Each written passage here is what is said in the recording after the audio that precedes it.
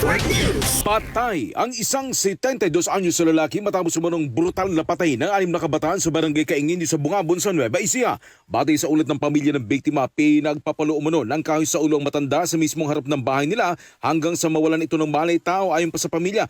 Kahit na nakahiga na ang biktima ay patuloy pa rin umano itong binubugbog ng mga suspect. Dahil dito'y matinding pagdadalamhati at galit ang nararamdaman ng pamilya ng biktima dahil sa sinasabing karumal-dumal na paraan ng pagpatay sa kanilang kaanak. Matapos ang insidente ay nagtago muna ang mga suspect ngunit kalaunan ay nadakip din at kayo nasa kustodiya na ng pulisya ng Bungabon habang nagpapatuloy ang investigasyon. Sinasabing napagtripan lamang umano ng mga kabataan ng biktima at sinasabing dahil lamang umano sa problemang pinagdaraanan ng mga kabataan kaya nila nagawa ang brutal na krimen. Ayon sa pamilya ng biktima, mga kabarangay lamang nila ang mga kabataang suspect.